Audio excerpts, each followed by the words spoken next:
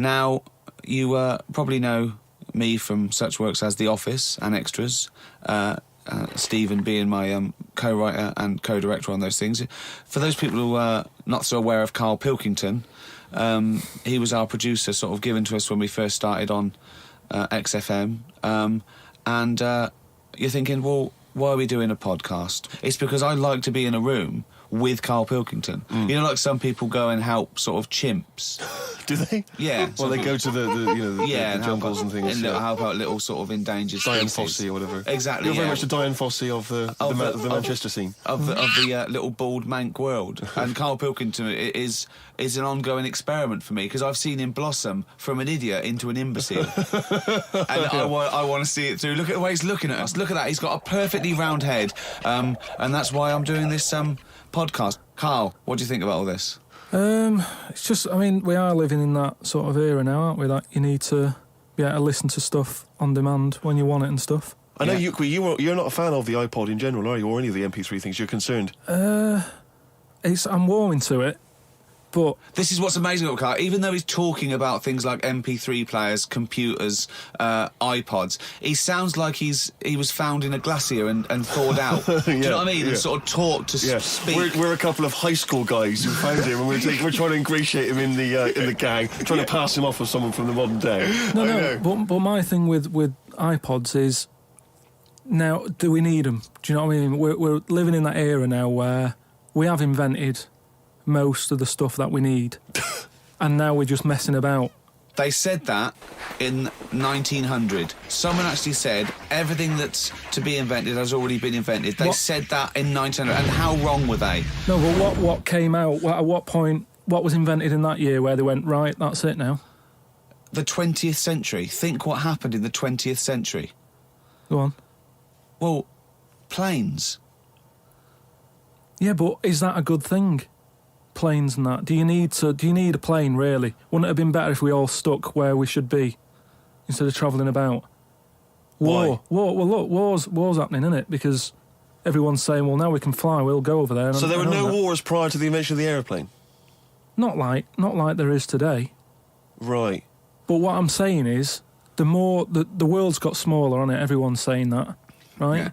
Yeah. The way I was saying to you the other day, we now go to places where we shouldn't go. People go on holiday to places where you've got to have an injection before you go there. Yeah. Forget it then. That's a warning. Don't go there. I'm with you on that. I don't want to enter a country where I have to have an injection to stop me from dying while I'm in that country. Right, I totally agree with you on that. So what happened is, they invented the plane, and it's like, oh, let's go on holiday. And then they go, oh, I die now. Oh, well, you've got to invent something. Let's invent an injection. And then it's like, right, well, what else do we need to go to that place? There's a lot of faffing. So what I'm saying is... Is that a place? A lot of faffing? What I'm saying is, Steve's travelled more than I have. You've been to, like, dangerous places. I've been to places where you need injections, yeah. Yeah, but why? Because it's fascinating, isn't it? Don't you not believe in that idea of travel broadens the mind? It makes you experience other ways of life, other ways of thinking. It just enriches you as a human being. That's the whole reason people go travelling. But since the invention of the telly, you don't have to go that far to see it. You're absolutely right. Rick, it's that time again. It's what everyone's waiting for. Can you do the jingle for us? Oh, chimpanzee, that monkey news. Right, this week, the monkey news is about, we all know, there's monkeys knocking about that aren't happy in this country. Sure. It is a big problem, yeah, it's an epidemic. So they've set up like this place, where they all go. The ones that aren't happy in a zoo and what have you, it's getting them down. They can phone a number and they'll come and pick them up. Pop them in this house place, right? And basically they can run riot in there. Yeah. They get freedom to sort of cheer themselves up. There's 3 people running this place, right? So these monkeys, big house and that. PlayStation, anything they want. Gym, all that lot. Gym. One of them wanted to mess about with the woman's breasts. Right? Which woman's breasts? The woman who works there. Right. And she was like, right, pack it in, we've all had a bit of fun. You've been in the gym and everything. She obviously, got a bit excited and that. He was fired up and that, ready for some more action and that. He's trying to have a go on this woman's breast, right? She was like, have a go. She was like, no, you're not doing that. Pack it in and all that. The boss who's running the place was like, Come on, let him have a go. No, right, you're talking shit. So anyway, right, so he's there and he's... So the boss says, yeah, you the can have a monkey's group. saying, the boss is saying, let him have a go. Come on, Rita. If Monkey wants to play with nipples, let him. So she's like, I'm not happy with this. And he's going, come on, you know the rules here. We've got to cheer these monkeys up. Oh, this is absolute bollocks. Actually, no. And in the end, because she didn't allow it to happen, the fella bloke sacked her, got someone else in. I want to see the advert he put in the Guardian media page. I love that. Woman wanted to let chimp feel tits whenever it wants. Well, it's all up there. You're talking absolute shit again. Well, we'll see. That is no way that happened. Another email here. It's an interesting fact. I'm hoping it's true. America's first nudist organisation apparently was founded in 1929 by 3 men. Now, what intrigued me when I read that is the fact that it's clearly 3 blokes just trying to meet some nude women. They're all 52 balding. Exactly. With little, so those gold-rimmed glasses. Yeah. Yeah. And they're just wandering around, and it's all quite saggy down there, and they're just knocking on doors saying, we'll just set up an organisation. It's perfectly above board, completely legitimate. It's a nudist organisation. You got any women in there that want to come and join us? Because we haven't got any female members at the moment. Got any women in there interested in, volleyball or trampoline? I can't be doing with it, me. You hate nudists, don't you? Nudists. I don't understand what it's all about at the end of the day. And here's something, right? Do you know, like, when you're a bloke nudist, right? Do you ever get any who just have, like, a small knob? I don't know. I don't understand the question. What's that? What's your point? Well, are there any blokes who are knocking about who just have a normal-sized knob or maybe a bit smaller than normal, who are happy wandering about showing off what they haven't got, if you know what I mean? I don't think nudists are just doing it because they're so proud of their knob. No, but there's got to be a little bit of that in it, isn't there? Just saying, most blokes who, nudists, they must be pretty confident in themselves to, I looked once. What? Where are you Because hanging it's out? natural. this? It's natural, that's what I'm saying. What do you mean? This As a is bloke- Carl takes a sneaky look at No, menscocks.com. No, what I'm saying is, it's natural. Where was this happening?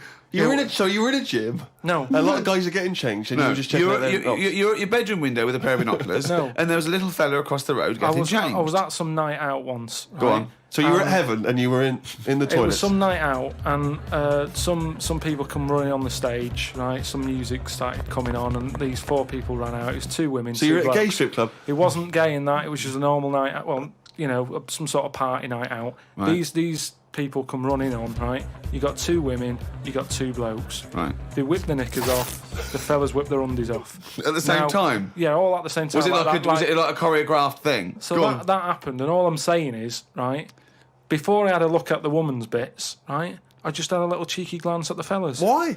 Just checking it out, just seeing is everything normal down Why there. weren't your eyes drawn instantly to the ladies' bits?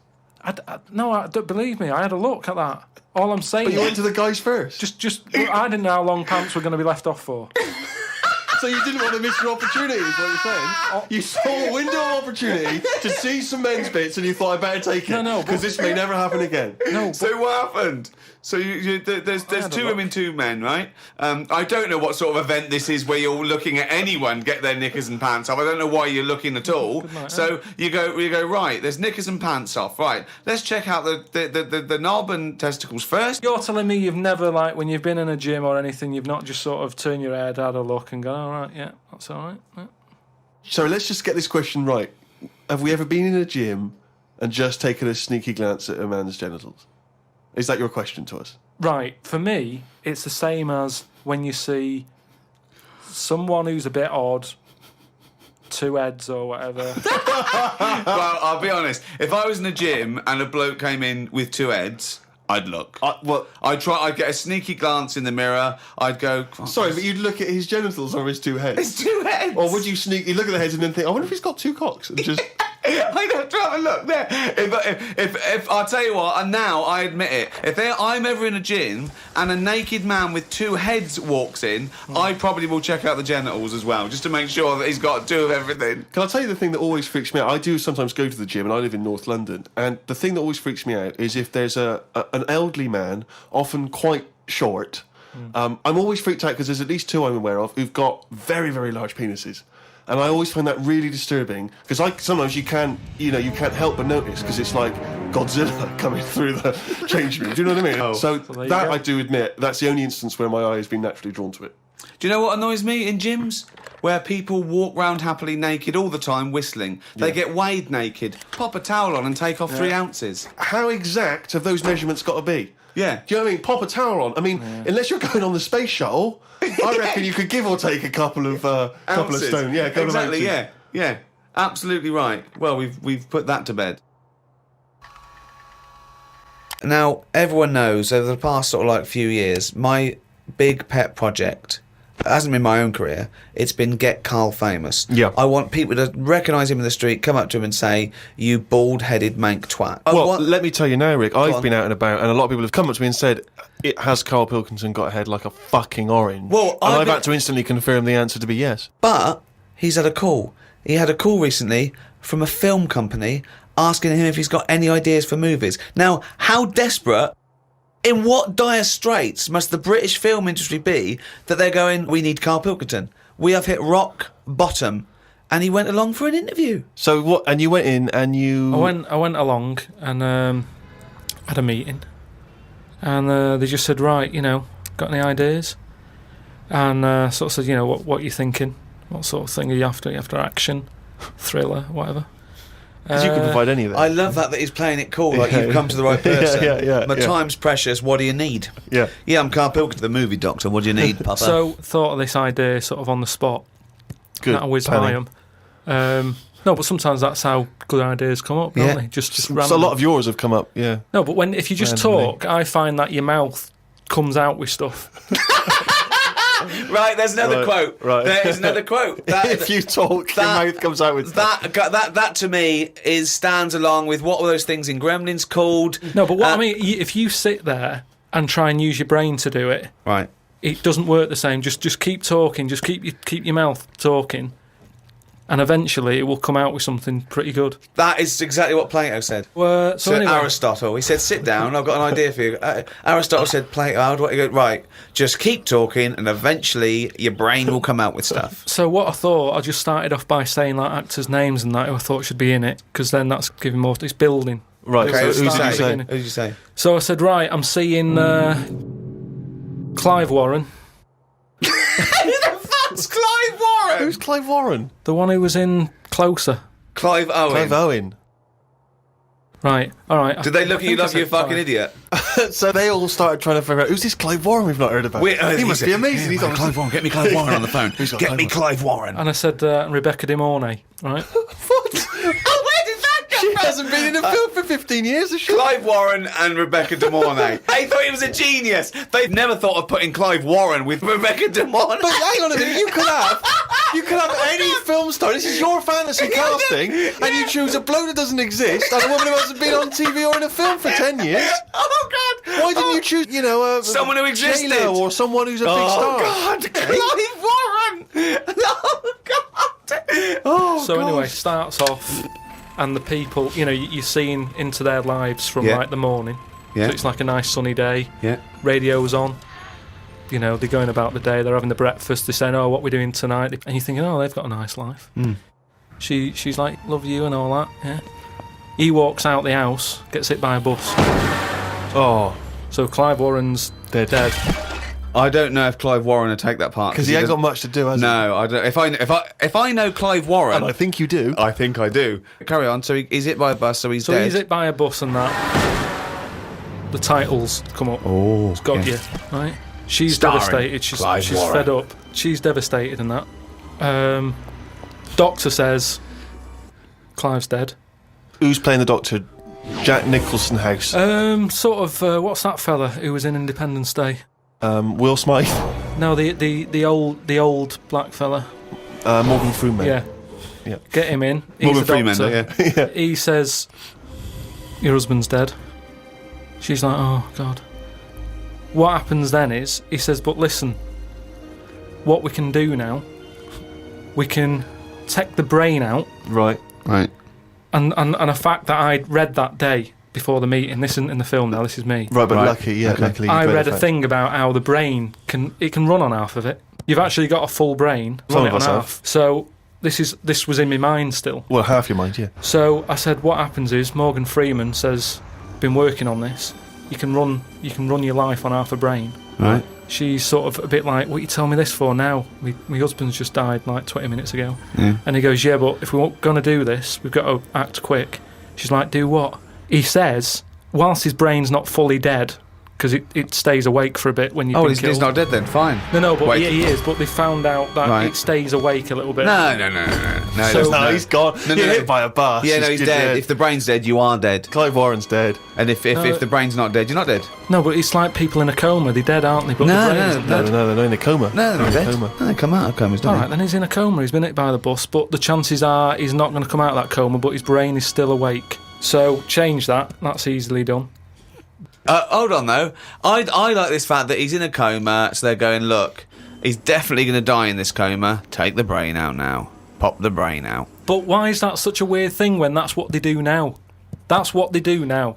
What is? That's what they do. What? They do that. What? A brain transplant?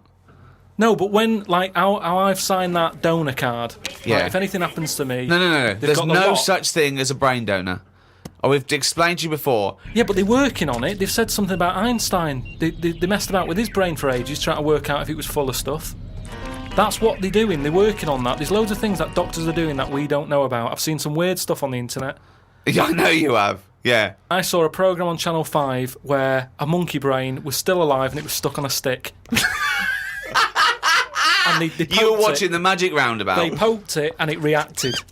Right. So it's still alive. It's being kept alive. And it's only a matter of time. What's the brain linked up to? As long as you can link it up to the eyes and somehow so it can tell the arms and legs what to do, you're laughing. I love that. Imagine a team full of doctors going, well, we're going to try and do a brain transplant. Carl, as long as you can link this up to the eyes and tell the arms and legs what to do, we're laughing. Cheers, Carl. See you later. Then what happens is they say, do you want half of his brain in your head? Half of his brain in her head. She says, definitely not. I'm having you struck off. She starts screaming. She calls the police. He gets Yeah, arrested. but you'd have said that years ago when people can have, like, someone else's arm put on their body and stuff. Yeah, but he's only in a coma.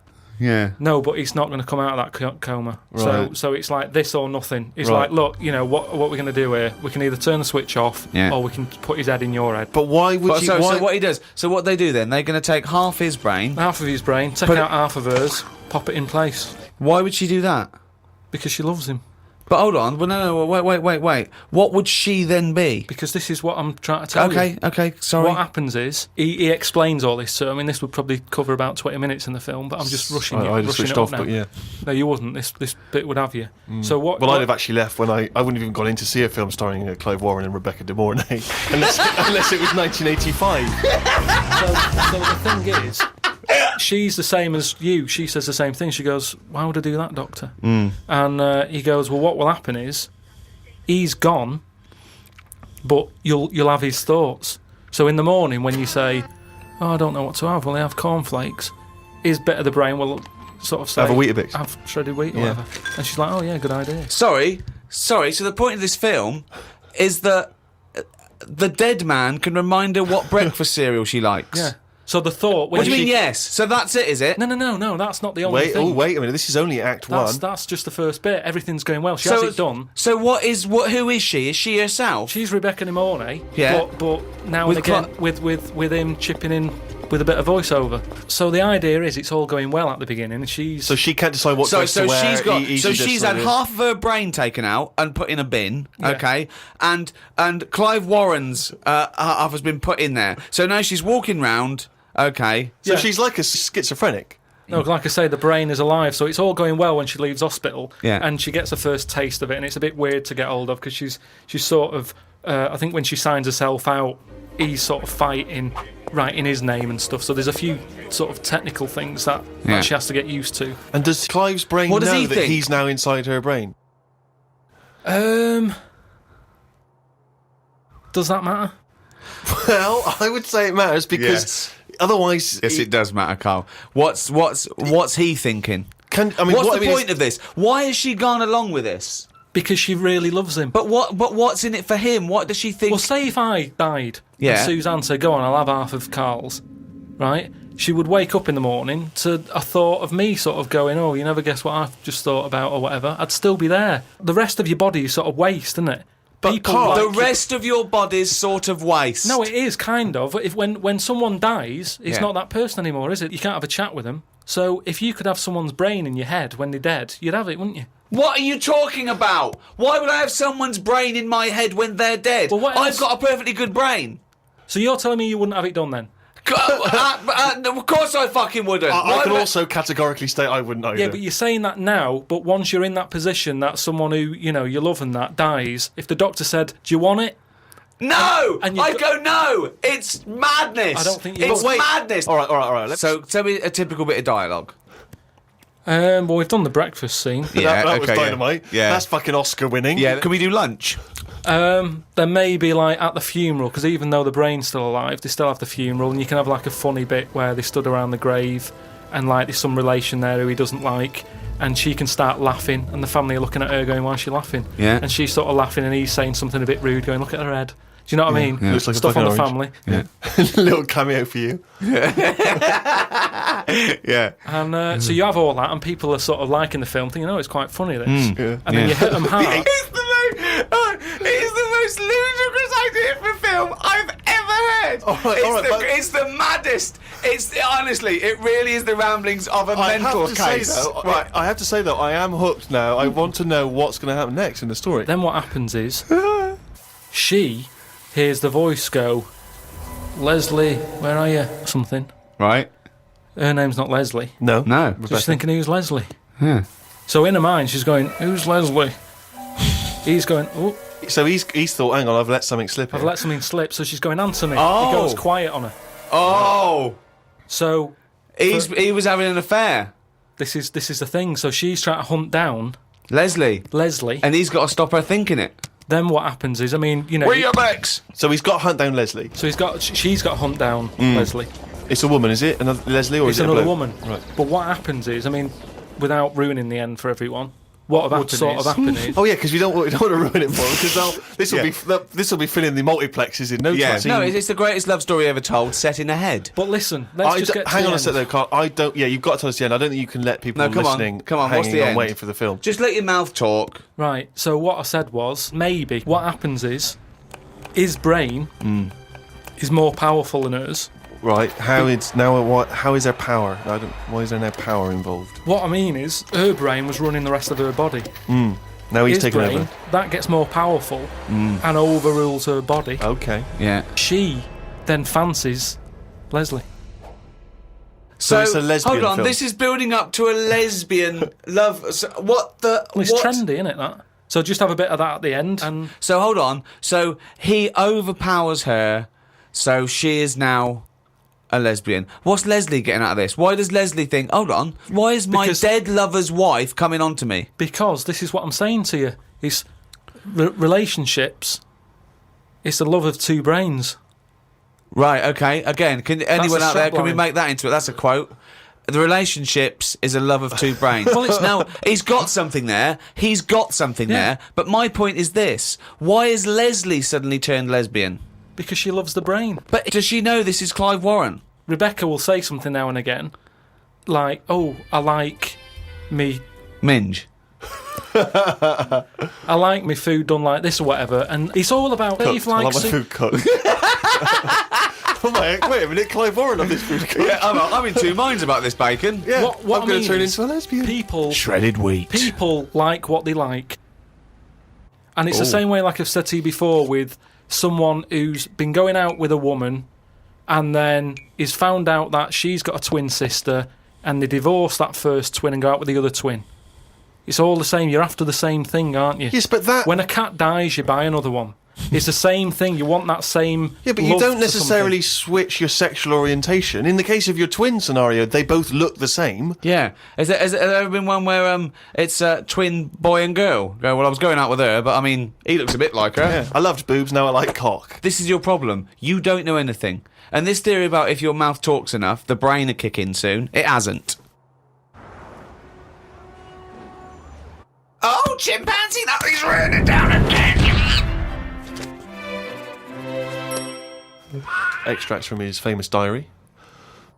box jellyfish, crocodiles, snakes, blue ring octopus, red-black spiders, funnel web spiders, great white sharks. Just some of the reasons that put me off going to Australia. Every creature is bigger and angrier than anywhere else on the world. I put it down to two things. One, it could either be because spiders and snakes and the like normally hide under rocks. The Earth is one big rock. Australia's at the bottom of the big rock, and they're trying to hide under it. Carl, you are a maniac. It's just thinking about it, thinking about where spiders go and that works, doesn't it? No. Why doesn't that work like a Because there's rock? no real upside down and bottom of the Earth, is it? It's all relative to what? It's relative to what? A map that you saw. Well, it's a coincidence, isn't it? No, right, okay, read on. I've heard that a lot of people go camping in Australia, which I think's mental. If I was to fly all that way, I'd want a decent bed. Plus, I wouldn't be camping in a place where there are killer spiders wandering around. I agree. I've only been camping a few times, and each time I was glad when it was over. The last time was last year in Lyme Regis. Yeah. When did you go camping in Lyme Regis? Last year. It's all right, Lyme Regis, but it was all a bit of a nightmare because I was going with my mate, and he said he knew someone who knew someone who had a bit of land in the garden. We had a bit of land in the garden. What's the point, though, innit? You know, what's the point of camping in someone's garden where there's a sort of like a spa down the road and like a pub? No, because you're by the sea, aren't you? It's getting away from it all, seeing the world. It's not if you're in someone's front garden. No, back. Oh, sorry. Well, there's even less to see except 3 fences. No, but it's private, isn't it? So the thing is, he said, oh, it's a great garden, the owners are away, and there's a toilet, an outside toilet that they have Getting for like away when they from have it, parties yeah. and stuff. So we get there, and this lad who knew about this bit of land, Someone's back garden. well, yeah, said, oh, you can't use it, they haven't gone on holiday. So now you're stuck in the middle of a big civilised conurbation called Lyme Regis. Well, how are you going to survive? Well, we ended up just sort of keeping on the beach. But Did you pitch your tent on the beach? put the tent on the beach. We found somewhere where there was a load of rubbish. So we thought, nice. That's the place to go, yeah. lovely. No, A but municipal tip. What was it? Was it chemical waste or just like, you know... No, just Coke Just cans and syringes stuff. and... Oh, But lovely. listen, though, Baby you've got to diapers, think true. about that. Rusty, what's rusty? If there's rubbish there, it means it was a good place to camp. Why? Why? Because other people have camped there. Right. So that's how you've got to look at it. It's a way. That's like a little tip of. So you could have slept first in a thing- public lavatory. Yeah. This one's nice. What? It's covered in shit. Means other people have had a shit here. Welcome to our 5-star hotel. You'll notice vomit over all the fucking walls. So that means people have had a good time here. They got right pissed up and threw their lungs up. So that's where we put down the tent. We put down the tent there, and then what was Somebody put up annoying a is tent, he puts down a tent. we what's the name? We It was already up. It was carried already it all they the way carried it all from the way London. there and they went, let's pack it down. the weird thing was, as soon as we set up, some other people turned up. Oh, that's all the rubbish tip. Holiday makers, They started setting up their tents. And we're like, Yeah. oh. No, look, there's some nappies over there. Yeah. Nearer the nappies. And they offered us some sausages. All right. My mate said, "Oh, ignore them. That's like code for swingers." What? Oh! What? So there were some people cooking some sausages, Yeah. saying, "Would you like the sausages? We've made too much." And you It's said, just "No, that that's thing. code Don't for talk swinging." to strangers. It's like we want to get away from it all. Yeah. We don't want someone. You know, it starts off with sausages, doesn't it? And then before you know it, but what do these people look like? they were about 45. Who are they there? A man and a woman. A man and a woman. So what was in it for the bloke? Some people like that, don't they? That don't means know. you say, right, I want the bald one, love. If it's like wife swapping, shouldn't one of you be a wife? No, but I don't know all the rules and that. But He's just got a real thing for fucking oranges. and we didn't want any sausages anyway, so we just sort of I said, don't believe sausages is a It's a code for code for swingers. Because eventually, how many times do they give someone sausages and they go, well, get your pants off. And they go, well, we just have some sausages. They go, oh, this isn't working, this code. But why we need would a better they be, code. Why would we be being offered sausages? Because they're nice people and they're making sausages. Makes you wonder. Let's not trust these people. Let's move our tent nearer to the corpse. So yeah, that was the camping. September 30th. Going away with Suzanne's mum and dad. We're meeting them at Madeira Airport as they're flying in from Manchester. The plane was full and I had a headache. There was a baby sat behind us that was crying its eyes out for the whole flight. The mother of it said it was upset because its ears were hurting. So were mine.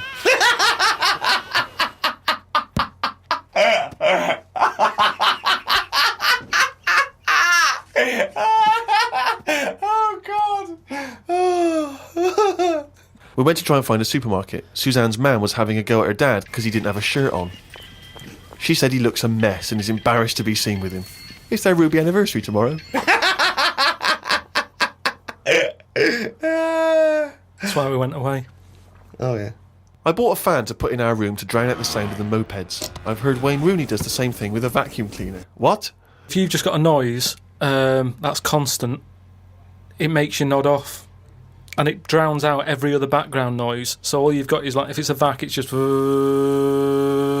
And if that's constant for, like, all night, you just nod People off. next door going, they've got their vacuum cleaner on again. But poke the chickens. That's how nuclear wars start. Yeah. It works.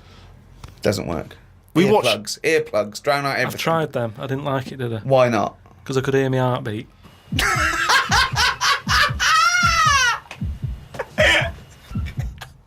Oh, you're such a strange little creature. Oh. Didn't do much this morning. Just sat by the pool, saving insects that flew into it. I'm gonna die like fucking Noah. That's amazing. Nothing good. How were you saving them? Did you wait for them to hit the water, then fish them out, or you grabbed them in the air? Stuck my finger on the top. They grabbed on, lifted it off. And what, when some sort of insect lifeguard, you'd see someone landing, you'd go, right, that's me, and you'd go in there. But it's hard to turn a sort of a blind eye to stuff like that, because you know that's something, you know, you're witnessing death. And if you can save something, you do, don't you? You do your bit. And at night, I'd sort of think, have they learnt the lesson, or will they be back, and will they be dead in here tomorrow? But if they can get an extra day, I've done my bit. I can't do more than that. I'm on holiday, do your bit. I'm lucky enough to see the world, do your bit. I love it. I did my bit. I love it. I love it. I love the fact that he was running around saving flies and things. It's just something. There's something so sort of. Meanwhile, an old lady drowned. Yeah. While he was saving a beetle. You may obviously be aware, Carl, that the first contraceptive diaphragms, centuries ago, were citrus rinds. Half an orange rind, for instance, would be used. I mean, more selfish men turned them inside out. I believe that's also still being used in parts of Manchester. For what? An orange. Just think of your head. And it worked. Well, we don't know at this juncture. I mean, maybe... I don't It know. works for contraception because women went, fuck off, what are you going to me with a fucking orange on your cock for, you don't cunt? But it could... I mean, again, it's that thing, innit, of we look at it now and we laugh. But look at what's happening. People now are always trying to get us to eat more fruit. I don't know. Amazing. That's a way of getting... I thought for a minute he was going to say, okay, so they start with, then they went from the orange rind to, say, a coconut shell. Yeah. That was too big, that didn't work. Run! Here comes Coconut John! No, don't put half a pineapple on your cock, that's insane. Yeah, that's mental. And then somewhere down the line, they finally got to contraception as we understand it. Is that? I thought that's where you're going, but no. Something about eating oranges is healthy for you. What I'm saying is, if you go into any well-known supermarket and you look at, say, some young kid who's had a kid, and you look at stuff in their shopping basket, they're not buying fruit. They're buying, you know, burgers and chips. Turkey Twizzlers, Yeah, crisps and all that. No, but they love having it away. Get some fruit in. So they definitely have fruit in the house, which at the moment, a lot of kids don't have fruit in their house. That's why they're eating Turkey Twizzlers. But the mum loves having it away. So she would have loads of fruit in. So everyone's happy. If the she kids was are using eating an fruit. orange for contraception, she would also be giving the kids half. Well, you wouldn't waste so half it. the orange she'd give to the kids, and half the orange she'd stick up her fanny. Yeah, a treat for everyone. Have a bit of fruit, and she's got what she wants. Whereas at the moment, what happens? A burger's not coming in helpful for anyone.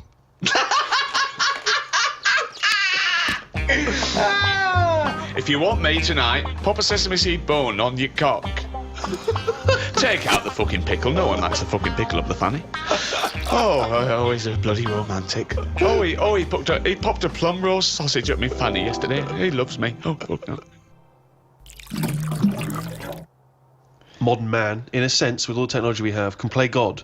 And this is something which is huge now. A lot of ethical discussions about things like stem cell research. Should we be interfering in what should be a godly terrain? You say no straight away. Straight away, no. I think They're sort of like messing about now. I think that's the problem. We've got the tools and they like to use them. And that's what happens. I've got a sander for Christmas, and I can't wait to sand stuff. I can't even think of enough things that need sanding, but I want to use it. And Not scruffy sander. And that's the problem, innit? If you've got the tools, you can't have the tools and say, pop them in the shed. Well, no, I don't want to use them. A new tool, eh? Right, sand the shed down. That's the problem, innit? All these, medical people. That's what happened in the Hulk, innit? Yeah, well, again, that's. I was just gonna say that is a work of fiction. The Hulk Yeah, but with all fiction, comes. the future. Yeah, So certainly in science fiction. But the problem is, this is what I say is the problem. Go on, no, this is a. Is it a quote from someone? Let's sum it up there. Carl, shoot me. People are living too long. That's not a summary yet. Sum it up. Right, I have one right, more go. so- This is the real one. It'll be something like,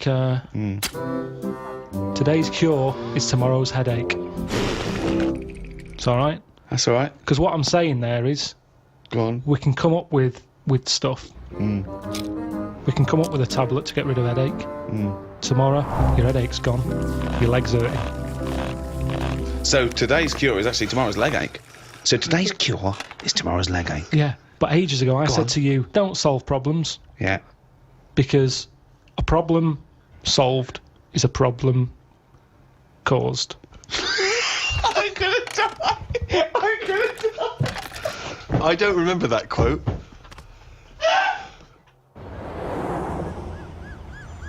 Medicine is the art or science of healing. And that doesn't always have to be a drug or a surgery. We mustn't just forget that some people don't need medicine, they just need help. For example, there are people that help disabled people have intercourse. There's someone that actually helps the man put in his penis to the woman's vagina. They leave the room. What? I've never even heard of this. It's true. Absolutely true. They're Steve? helpers. Yeah, no, I believe that is the case. Yeah. And that's just as needed as anything that might cure Well, their own. it's not. That's pleasure. Yeah. So what are you saying? Because you can't walk or move, that you can't love someone and want to share that love? I'm just saying it's not a priority. Well, no, but they're going to live. They're healthy apart from their disability. I've met someone. They want to consummate this love, and someone helps them out and goes, well, that's part of my job. No, it's not part of the job. Well, it is part of this job because that's their job. I have never heard anyone say, I've had a right day today. Why? I've been playing with Arthur's tackle all day. They don't I've play never- with Arthur's tackle. They pop Arthur's tackle in Hilda's vagina. I don't think they do. They do. How can they enjoy that? I mean, They're not maybe doing it to enjoy it. once, and they'd go, that didn't work, did it? I didn't enjoy that, Hilda. No. How can they enjoy it with a nurse stood there They having to don't. do that? They help her in. She helps Arthur in, or he might be a male nurse. Pops Arthur in. Goes, okay, Arthur. I'll see you in a few minutes. Right. Goes outside. But what's the point, though, in that? Why? Because it's all about the mood and everything. He's just stuck onto like a stag beetle clinging onto a leaf. There's no enjoyment in that. Oh, the well-known stag beetle copulating with the leaf syndrome. No, but I'm That's just the saying... well-known position in the Kama Sutra. I'm No, just he saying, knows that. I think it's a lovely act, and someone's willing to. Wouldn't you help someone in? Definitely not. No. Definitely So no. Look, says a guy goes. Oh, this is my wife. We're both say, well, I can't. Can you just pop me in, Carl? You're the only. You're the only person around. No, I don't think it's important But there are enough. people... What do you mean you don't think it's important enough? I'd be happy to go round, put the washing on for them, make the bed. Do you want a cup of tea? Yeah, I'd love one. There you go. Oh, just before you go, forget it.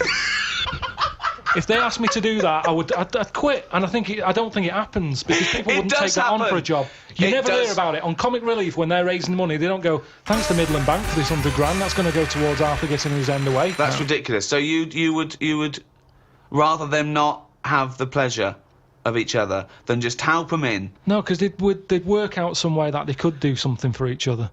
I like to play the guitar. My fingers aren't long enough. I've knocked it on the head. It's the same thing. If you can't do it, don't do it. So are you telling me, right? Okay. Supposing there's a little fella who's got no arms, no legs, right? Right? Little Bob. Okay. There he is. All right, Carl. Right? he's got a friend, another little fella with no arms and no legs. All right, Carl. Right? They love each other. Two little fellas, two little dwarves with no arms and no legs. Okay? Lovely little fellas. They get married. Okay? Look, Carl, you can't put my penis up my boyfriend's bottom, can you? No, I can't. No. Why not? Why No, not? do you need Carl? anything else doing? No, I'm fine.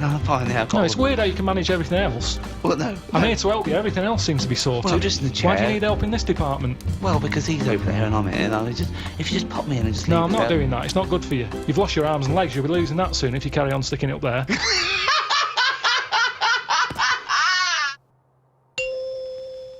I think it's probably best, Rick, if we return to the very beginning of time, the dawn of man, because, of course, even in primitive, prehistoric ages, medicine was practiced in some ways from the research people have done, cave paintings and the like. Carl, I wonder if you would just give us your initial thoughts on, the medicine of the ancient world. You sound like you haven't studied it, or you're being... You're being modest. You're being modest? Never really thought about it. I know that Tutankhamun, Tutankhamun? he died of having a knee injury. So they didn't have that much medicine knocking about back then. Right, where do you get this information from? It sounds vague. He came off a chariot. They're dangerous things. He came off a chariot. Honestly. You're going to make yourself look daft here, because that's what happened. Imagine that. In a room with Carl Pilkington, we make ourselves look daft. daft. How would we have to... that would be incredible. Shall we move on to the ancient world in terms of Egyptians, the Greeks, the Romans, of course, because they made huge advances, particularly the Romans, who understood, of course, the importance of sanitation. You know, famously, their streets were clean. Yeah. Don't you think that if we hadn't have cleaned up as much, that, I don't know, we'd be stronger? What? Well, I know what you mean. Yeah, they say now, don't they? They say let feed your the baby, kids eat eat dirt. mud and Yeah, all of that. course. Well, that's exactly what immunisation is, giving you a bit. Yeah, but of it's the gone disease. mental now. Whenever a baby's born, he's drugged out of his eyeballs. It's only about a week old. They're giving it all sorts of shots. Like what? Loads of stuff for whooping cough. Yeah, you don't want whooping sugar cough. lumps. Tutankhamun could have died of whooping No, cough. but did you give it loads of stuff?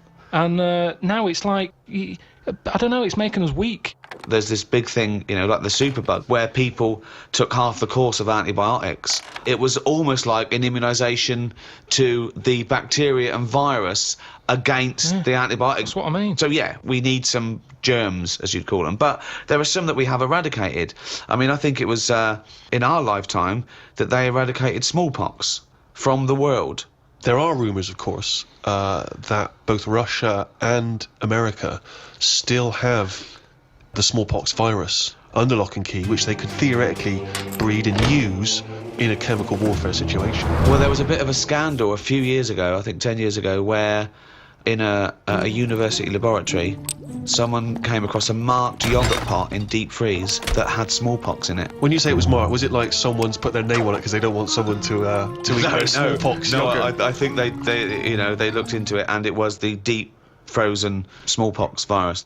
What I mean is, it's under lock and key or frozen at minus So that's not 200 good degrees enough, is centigrade. it? Why? Under lock and key and all that. It's not good enough. Get rid of it. Why are they keeping a little tub of smallpox knocking about? Well, are they not meant to be? Well, No, that's but a what was he doing lesson. there in the first place? To me, that's like in James Bond, where they don't kill him when they have the chance. He's always that little thing of, let's play with danger, let's keep a bit. Yeah. Well, it's Pop it probably next to AIDS in the Kiora bottle. I don't understand why you'd store that. Well, there's probably a presumption, it's probably an overhang from the Cold War, where people were thinking, well, listen, what if Russia's still got some smallpox? We better hang on to some smallpox. It's just Yeah. clutter though as well, isn't it? You see, we're obsessed. We're keeping stuff. And it's the same with germs. We can't even say, get rid of that. We won't be needing it. Smallpox. We'll keep it just in case. Get rid of it. We've got this obsession thing again. It's saving everything. You say that, but of course, famously Alexander Fleming discovered what may be the most important breakthrough of the 20th century, which was the first antibiotic, I think, in 1928. And he discovered that because he left a bit of old bread out for a while and it went all mouldy in his kitchen. And he thought, oh, what's that? Oh, let's have a look. Like I've said to you before, it's down to him being scruffy more than anything. It just seems like there's a lot of scruffy kitchens around. But think if his cleaner had come in and gone, "Oh, Mr. Fleming, you disgust me, you fucking filthy scruffy cunt. I'm going to throw all this bread away." He's going to go, "Maud, what did you do with that old bread I left out?" "It'd gone green, sir, so I chucked it away." "Oh, Maud, you dopey fucking slut. You've just caused millions and millions of people to die. Keep out of my fucking kitchen." I know, but don't put it there. It's the same way smallpox in a on yogurt Maud's side. pot. It's in a yogurt pot. Wow. You're asking for trouble. But what if Maud had come in and thrown that away? Again? He couldn't shout at her. She's doing a job. I'd be annoyed if it was still there. Yeah. Just don't put like yogurt pots with smallpox in the fridge. Yeah, I mean, that's but a starter. Yeah, but you were saying earlier, let's let babies eat mud, don't inject them. Yeah, but Let them we've crawl got- around a dirty floor, clean up the floor and know when to I die. did say that, but we've gone too far now. Babies are coming out mad. They can't handle anything now. Everyone's got a runny nose. They're coming out all mardy. Get ill. mardy? Yeah, they get ill easy. Because they're not tough babies anymore. We're ending up with a load of weak people who need looking after all the time. That costs a lot of money. And they can't do anything. They're useless. Now, that doesn't happen in other nature. If a little weak bird is born, you see Bill Oddie saying that won't last. He says that won't last a week. And he's right. You watch it and he says, "Oh, that third baby that came out, it died." And But he what's was your right. point, Carl? That modern My point- medicine, which can help people live to the age of 75, 80, that it shouldn't be doing that? They should just- let people just die off? Well, here's something, right? The on. estate that I grew up on, there's a woman there, Yeah. Scruffy Sandra. I like her already. Oh, it's great. It's so descriptive. Now- She had no chance, even if she cleaned up her act. Yeah. She'd come in looking like Pretty Woman. You go, "Oh, Scruffy."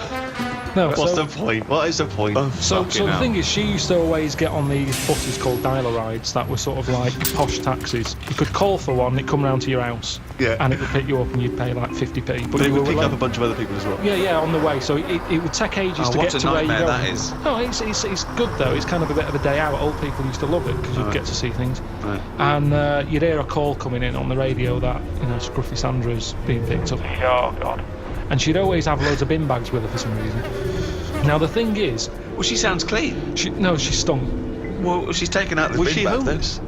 No, she wasn't homeless. No, she used to just she just didn't bath and that. She just stunk. But the weird thing is, though. Why do they call her Stinky Sandra? she never was ill. Right. People didn't sit next to her Yeah. because she stunk. Yeah.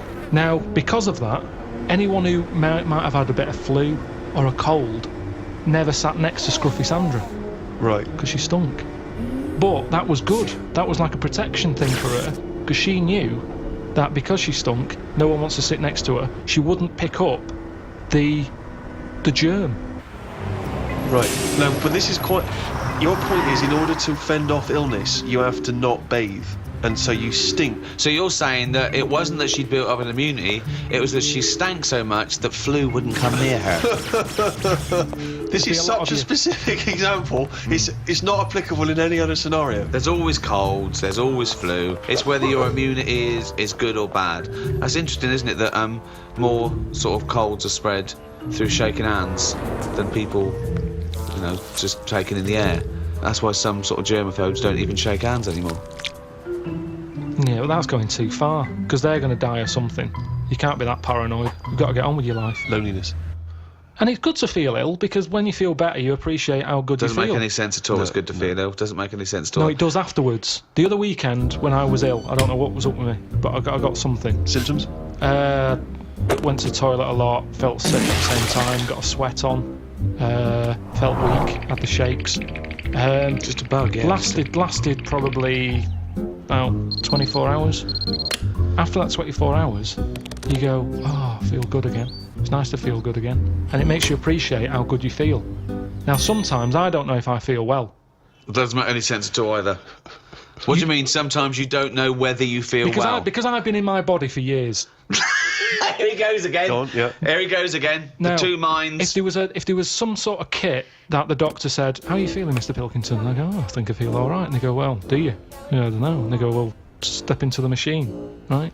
Get into the machine, and if he could somehow transfer my feeling into his body so I could feel how he feels, and then he can feel how I feel, and he'll go, oh, you're not well at all. Your heartbeat's irregular for a start. You're a maniac. This is... I No. don't know what's going on here. Because- Why don't you you just get accept that if you feel well, you know... Because you don't know if you Hang feel on, let's well. get this machine built. Sorry, why are people bothering studying AIDS? We got to get this machine built. Listen, this machine could do a lot of good if they could do it. Why? Because some people, you hear about people who go, oh, I think I've got a bit of wind. Before you know it, they drop down dead. Right? Because they didn't know. They just, well, didn't Mr. Jones have a sweat on, Mrs. Jones, before? Oh, yeah, he did, but he always had a sweat on. Well, didn't it bother him? No, he was used to it. Happened for years. Why didn't you come in? Oh, So, he and felt what would all the right. machine do again? The machine would make my doctor Yeah. feel like me. So because there's too Mr. many ill Jones went to the people. doctor and said, oh, I've got a sweat on, right? Right, so he'd go, well, I'll tell you what, get in the machine. So Mr. Jones gets in the machine. Yeah. The doctor hits the button. Mr. Jones gets into the doctor. The doctor goes, you have got a sweat on. I'm familiar with this because I had a fella in the other day with a similar thing. Take 3 of these. You are a mental case. I don't know what this is. Because- But why can't What- the what doctor is this- make that observation like a doctor Yeah. does? Why What can't the is this- doctor, using his knowledge, observe the I person tell with the you sweat why. on? I tell you This is why. like a scene from Ghost. This is like Patrick Swayze. Listen, when my nerves were short, Are they not short already? Have they extended since then? well, I just have to do stretches. And it's pull them about. Right. But when I had that, I'm not very good with words. Go on. So when I was going in saying, Doctor, my knee's aching, and he'd go, what sort of ache is it? I don't know. Yeah. I don't know. It's just an ache. And Toothache. It's like a toothache in my no, leg. but it's different. Go It's on. a different ache. Now the thing Arseache. is, It's like an arseache. it's hard to explain an ache. So he'd Yeah. have to feel the ache and then he could make an assumption from it. Thank you. So he would presumably go through training going in the machine and they'd bring in various sick people and he would experience and feel every single ailment. Great. Yeah, but over. Doctor, I'm going to let you know now what a swift kick in the bollocks feels like, just in case you ever have to diagnose that. Oh, you I can't remember that one. Yeah, but Doctor, now you're going to feel a spike up the arse. it's all about. It's, Oh, I can't remember that one. Okay. No, Doctor. couldn't I just wait until the man comes in with a spike up the arse? No, you got to tell you so you know But when I you reckon feel I it. could assess it. If he's coming, he's got a spike up his arse, I'd You've be got able to to tell. experience everything before someone comes in and gets into your body like Ghost, and you'll know what it is. Hey, listen, let's not dismiss this idea out of hand, of course, because you'll famously remember, Rick, that Carl had the idea of a man who can grow backwards.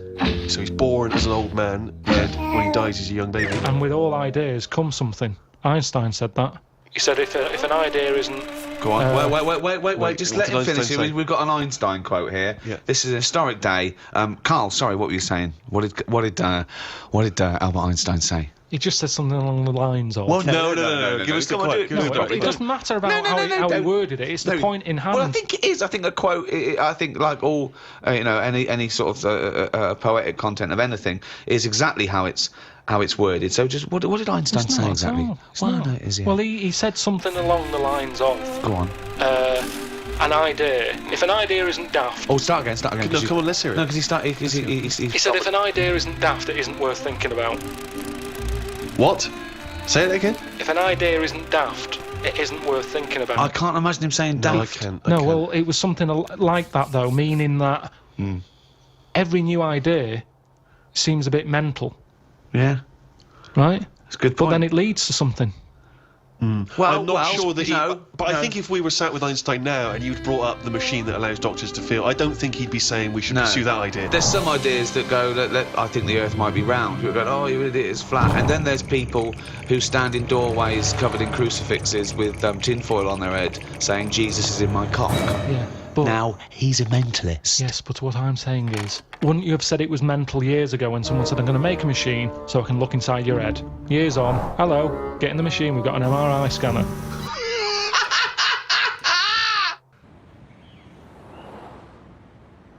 Remember we were talking a while back about the questionnaire that is often featured at the end of the TV programme Inside the Actor's Studio. Oh, yeah. Where the host, James Lipton, always asks the same questions to every guest.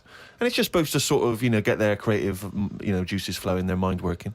We did ask Carl some of them. We never completed the questionnaire. Oh, let's I thought carry I'd on with fire that a few then. more at him. And that'll also introduce people to the way his mind works a little bit. Okay. What sound or noise do you love, Carl? There isn't really one that I love.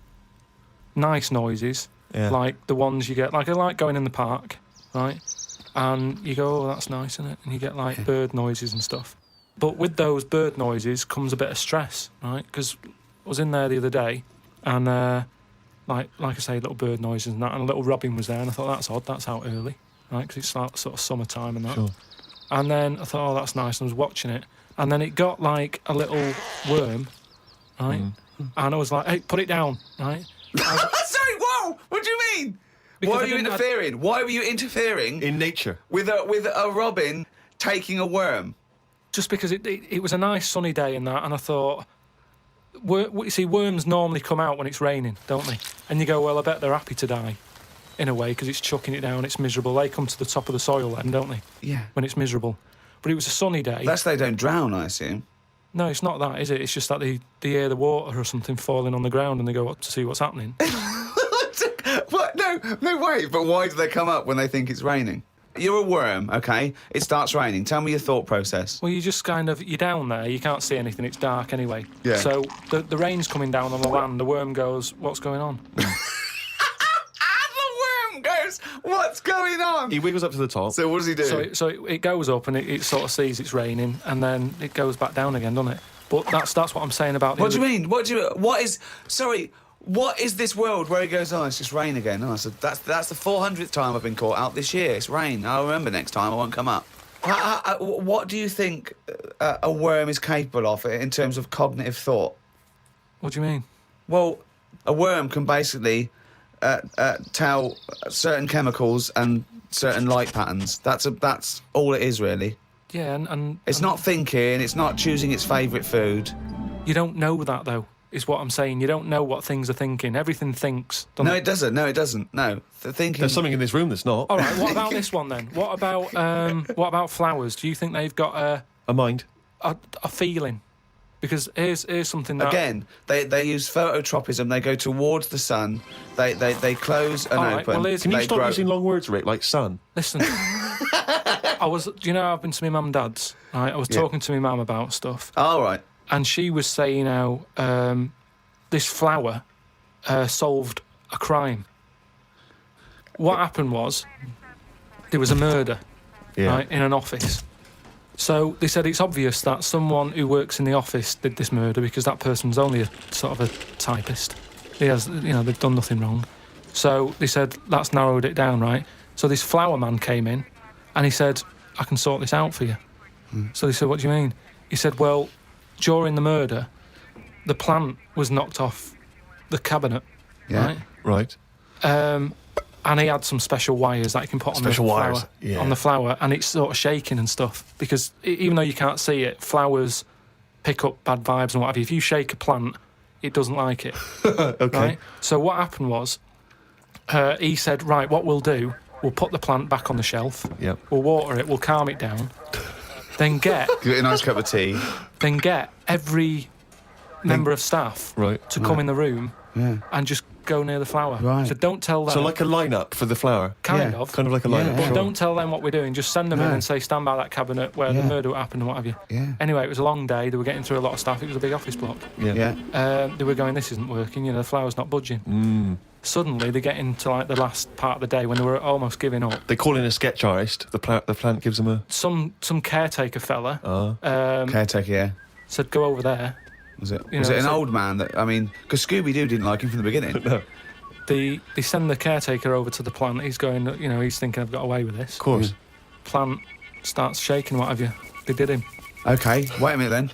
So, was there any other evidence? Was that the only evidence they used in the trial? Well, no, it's one of them things, though. Imagine it, if you're that caretaker and you think I've got away with this, then suddenly a plant grasses you up. You weren't expecting that. So suddenly you're off guard. And you go, okay, can't get that chrysanthemum away from me, I did it. You're talking absolute bollocks. That was one of the most nonsense pieces of shit I've ever heard But in my anyway, life. listen, well, it happened, but It not didn't because you happen. said it. But what I was saying is about the worm, this robin that I saw that was eating the worm, it had hold of it, and I thought it's a sunny day and that, give the worm a break sort of thing. So I went, oh, you, like that, and it sort of dropped it in shock. But then when it realised I wasn't that near it, it picked it up again and swallowed it. And I just thought, oh, do you know what I mean? I don't know what you mean, no. I just thought it's a sunny day and everything. Normally birds are nice noises that I like, and yet there it is going about wrecking lives. Wrecking lives. It was a No, worm. but it just swallowed it really quickly in that, and I just thought, there's the worm. It came out, it was happy, it didn't know what was going on, and it had an extra chance. The robin dropped it, and then it got it again and ate it, and I just made me a bit fed up. Well, do you know why, don't you? You couldn't outwit a robin.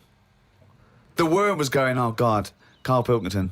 So that's who's been sent to save me, is it, God? You've sent Carl Pilkington, oh, I'm dead. That's it, OK, eat me. But all I'm saying is our bird noises are normally quite relaxing, but not for the worm. Unbelievable. That was one question. What sound or noise do you hate? As me or as a worm?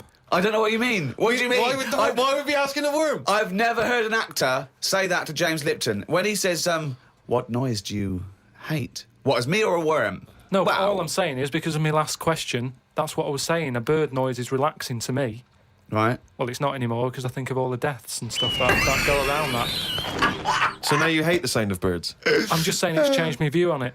It's So like anything, isn't it? Every noise can mean a disaster. Can it? Why would the sound of laughter, people laughing, why would that also signify disaster? If you wake up in the night by the sound of, like, a baby laughing. Baby laughing! No, if I had a baby, right, and Suzanne was out, she worked nights or something, Yeah, and I'd nodded off, I'd put the baby to sleep, yeah. and then it's 3 a.m. and I'm woken up by the sound of a baby laughing, that would terrify me. How is this? I just think the baby's sitting up in a chair like Chucky, going. Well, no, I think the baby's reading his diary. Thinking, oh, Christ, this is my father. I just hope I'm adopted. Oh God, a baby laughing. What profession other than your own would you like to attempt? This is you as you, not as you as a worm. But have I had the training? Oh, for Oh. No, well, I've said before, haven't I, about maybe having to go out an operation. I don't know why it leaps from where it leaps from no ambition. Where if he could have a job, it would his best job he's ever had is a paper round, and if he could have a job, he'd like go to the cobbler once a week and then walk a dog.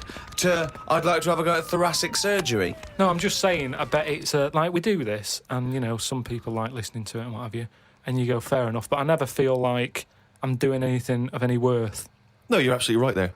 But if you're going into like an hospital, which are places that are pretty miserable anyway, as an office space, not only have you got to go in that building and work in it, but you've then got the pressure of changing a lung or whatever I've said before. Right? Changing a lung, yeah. But I'd like to have a go at it so I can say, You've done it. I've done that. So, under what circumstances, in what world, do you think anyone's going to let you have a go at changing a lung and that? Jim will fix it. No, I'm just saying the Comic way... relief. But the way the world is, and the way that there's more and more people, more and more doctors are needed. I mean, it's already happening now that people are doing jobs that they're not really qualified for because they get sort of, what's the word? Sort of uppered too early. Upward. Upward! I love the fact it's basic language. It's like it's unbelievable. Upward. Do you know what I mean? Promoted. Yeah, promoted. Yeah. They get promoted. I prefer too early. upward. Upward's great. So Why was I not upward? Unbelievable. So do you know what I mean? I think because more and more people are knocking about, we need more and more doctors. Yeah. You get a job in a doctor's, you're going to be promoted sooner now, I think. Yeah. Well, what I'd do is I'd probably upper you, and then what's the word? You go away them. I think it is you go away them. You leave the door. You leave the door. You fire them. That's it. That's the word I'm looking for. So I'd upper you and go away the doctor, if anything. But I've been to, you know how I don't like going to the doctors and stuff. Yeah. Right.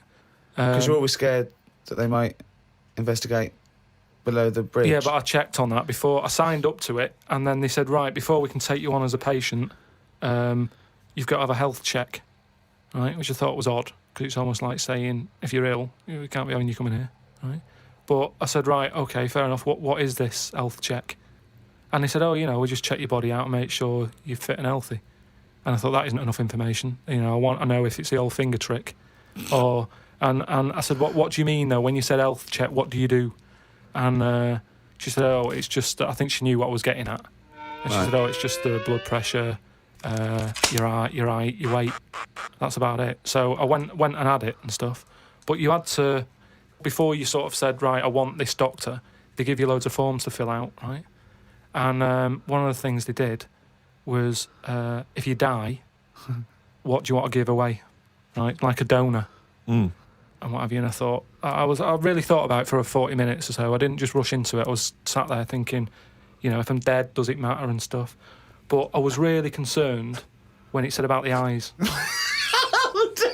Right. Right. Why? What do you mean? What? Because can they have your eyes after you die? It was. I think it was fourth on the list. Why do you care about giving your eyes away when you're dead? Just because of that thing of, you know, we don't know for sure yet. I know that you poo-poo it, but the afterlife thing. So why, in an afterlife, would you want your eyes more than your liver and your kidneys and your lungs and your heart? Because ghosts don't eat, do they? So you don't need all your liver and your kidneys and stuff, because they're only there to sort your food out. But your eyes, if you're a ghost, I don't want to be a blind ghost. Because you're around forever then, aren't you? Once you're a ghost, that's it. So the idea of being blind when you're alive, you go, well, all right, then maybe in the afterlife I might be treated to a pair of eyes. But the fact of wandering about, dead for years, bumping into stuff... Oh, God! Oh, it's amazing! So- oh, that's an amazing image! So I didn't tick that box. But why? I don't understand. In your theory of the afterlife, why is it that this ghostly Carl, why can he survive without a heart, but he can't survive without eyes? Why? Do you see what I mean? Surely, if you're this ghostly apparition, you can just see everything and you can do everything. You don't need the body. No, because you're a ghost. Yeah, I know, but I think when you're a ghost, say like how they've seen ghosts in... Right, could I just say now for any listeners, this is not the thoughts and beliefs of the management. There is no such thing as ghosts. I do not believe in ghosts. I do not believe in ESP or any mumbo-jumbo. Carry on, Carl. So when there's a ghost, yeah. When they see ghosts in like old castles and stuff, Yeah. they've had their head cut off because they've been up to no good, right, years ago. But they're carrying it around normally under their arm. That's what I'm saying. It hasn't reattached itself. So if you take the eyes out... But Carl, how is this ghostly creature able to function? It doesn't have its head on anyway. It's carrying it under its arm. So the suspicion is it doesn't need its head. No, it does. It just happens to be carrying it around because it wants to keep it with it. The ghost is always in the last condition that it was in when it was in... Who makes these rules? The way you are in your last bit of life is how you are as a ghost forever, even in the fashion. Like I say, the ghosts that you see never wear modern clothes, so it's always the Victorian stuff. Now, if they could change it, they would, but they can't because they stuck with it. So that's Why what I'm did you saying see with the eyes. cavemen ghosts? When did ghosts start? They didn't kick in till about 1830, did they? What if you die when you're having a rectal examination? Are you always bent forward with your trousers around your ankles and someone's finger up your But arse? why would you die when you're having that done? That's why I'm not having it done. If that's you No. But you might have both been suddenly killed in a terrible disaster. Yeah, a meteorite hit you. That's when you get the moaning ghosts, isn't it? They're the ones who aren't happy. So you're going round bent forward. Going, you've got "Oh." a doctor's finger up your arse, Yeah. and what are you doing? You start going, oh, and that's when you have to get the vicar round. What do you mean? Because they have to put you to rest and what have you, don't they? And what does a vicar do when he's going? So I get the vicar round. It's years later. It's 100 years later. You're around this doctor's surgery, and there's people coming, and the doctor there, the new doctor there, and it's 2073, and they go, Vicar. They go, Vicar, there's a strange ghostly apparition. It looks like an old doctor, right? And he's got his fingers up this sort of like little... It's like a chimpanzee, but with a shaved head. No, but the doctor wouldn't be... Are you saying the doctor dies as Yeah, well? they die, you both yeah, died. you die at the same time with his finger up your ass. And so you're forever having a little rectal examination with your little trousers around your ankles.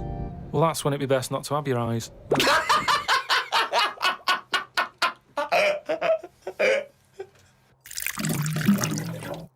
Rick, I know this is something you always get excited about.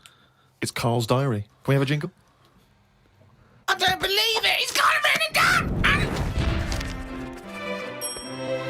down. Thank you very much.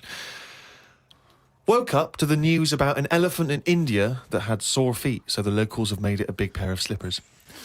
Tried to look online for a picture, but I couldn't find anything. Sure, they've made it 2 pairs of slippers. Well, I'm only going by the facts in the diary, Rick, and I would have thought that they were absolutely bona fide and fact-checked and completely Yeah. accurate. I'd be very Yeah. surprised if there's any mistakes in here. I'm sure they've done this for an elephant before. I thought elephants have bad memories. No, Well, no, but fair enough. I thought elephants have bad memories. If they have, I'm guessing it's going to keep forgetting where it's left them. I mean, just to get if it's a myth, the myth completely wrong. Yeah. Elephants never forget. That's the saying. Not they always forget. So you can buy them slippers every year. Carl says, I haven't had a pair of slippers for years. He thinks they're dying out. No, I love slippers. I love a pair of slippers, I love mate. a pair of slippers, mate. Just wear socks. Slidey on a no. slidey on a piece of lino. I know. And what about if you know, maybe opening a brand new box of thumbtacks? You drop them all over the floor. You're trying to pick them up. Rick, I've got to pop across the road to get some milk, but it's right opposite. I'm sure you're not going to go in my socks, though, am I? But I don't want to put on the shoes. It's mad. No. Pop some slippers on. But perfect, yeah. Yeah. You shouldn't go out in your slippers Why not? Just across the street, mate, to get some milk. because they're inside shoes. You don't go rowing about on tarmac in slippers. That's basic. But you don't have any slippers, so No, you're but- just tiptoeing across the street, you know. I with put your- my shoes on. But you can pop out and get the paper and the bottle of milk, can't you, in the slippers without any harm done? No. Apparently not. That'll make it into the diary. Tried to have a shower, but there was no water. I love it when he calls me and things go wrong with the flat. But I like the fact that he tried to have a shower, but there's no water. How long did it take you before you realised he was there for 20 minutes? Yeah, after 20 minutes, he said, Suzanne, should I be dry? Yeah, I'm freezing cold. Yeah, no, you should be sort of wet and warm. Right, there's no water then. Brilliant. I called the service charge people, but no one was about. Looked outside, but couldn't see any work going on. Great, innit? In India, they can sort out elephants with shoes. In London, we have no water. Hung about for a bit, but still no sign of any water. Brushed my teeth just using the paste and used the little bit that was in the kettle to have a wash. I was pretty chuffed that I thought of using that. Suzanne was a bit annoyed because she wanted a cup of tea. She said, go across the road and buy a big bottle of water. Not in your socks. Pop some slippers on. Go across the road and buy a big bottle of water, she said. I never thought of that. You had a wash using the water That's in the bottom of the kettle. Yeah, well, that's clean, isn't it? But how much? There's only a little drop in there. No, it's a big kettle. So what, did you just wash your face? Yeah. So you didn't wash your body or anything? Your genitals Well, were you couldn't, could you? filthy. You've got to look at what you can do with the water available.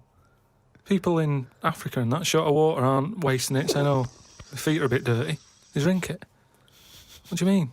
Had a look online to see what's been going on. Scientists say that Everest, brackets, the mountain, just in case you've confused that with any other Everests. Maybe the double glazing people. Yeah. You say that scientists say that Everest has grown a bit. The way they were talking about it, you'd have thought it's grown loads. It's only inches. No, isn't that... They found out that it's actually a couple of inches taller than they first thought because their methods of measuring are more accurate than they were 20 years ago. So it's bigger than they thought it was. It hasn't grown. No, I just think what's happened is at the bottom, because of like people are always climbing up it, aren't they? Right? Yeah. So they're sort of wearing away the Don't soil at the talk bottom. rubbish. So It's they've just also, pushed it down. it's It's also just measured against sea level. It's not measured about when you get... Otherwise, they'd just dig a big hole, wouldn't they, and go, right, it's down to here. If the No, peak does it- is measured at the end against of the day, sea though, level. does it matter at the end of the day? No, but it's just nice to know, isn't it? Yeah, but that's what I'm saying is we don't need to know that. It's not going to put anyone off. Like Brian Blessed, who's always climbing up there for fun. He's not going to go, oh, I could handle it last year, but 2 more inches. Forget that. Going to be shattered. So don't worry about it. It doesn't matter how big it is. Something else, though, that's happened since, right? They were climbing up there, and someone got near the top, and they were sort of climbing up like that, holding the cliff edge and that. And they'd forgotten the flag. Had to go back. No, their hand hit the bit of rock, and it went like, ding. I'm like, what's that? It went, ding, ding. Put another hand up, ding, ding. Piano under there. They don't know how it's got there. Right, you're talking shit again. Someone's been tipping. Well, oh, right. Up Everest. Okay. The council won't even take away your washing machine unless you pay them. They're not going to sneak up Everest. No, this is the problem, innit? Because the council won't take anything. People are going, what can we do with this? Oh, yeah. Well, I'll tell you what. Just sneak up Everest. It'll take you 9 days, and you may die. But just pop it up on Everest. Well, I know for a fact that you've confused a few things there, because I think the piano being found was actually somewhere in Scotland, some kind of moor in Scotland, and they found a piano up there, and everyone said, I don't understand, how's the piano doing up here? And it turned out that some guy, one of these people who like tries to break world records, had dragged a piano up there as some kind of feat of endurance, but thought, I'll be damned if I'm going to take it back again, and just left it up there. It wasn't, bloody tipping or aliens or anything. Some scientists have come up with a cure for bird flu. It's somewhat to do with some stuff in horses. They gave the flu to a mouse and then injected it and it's well again.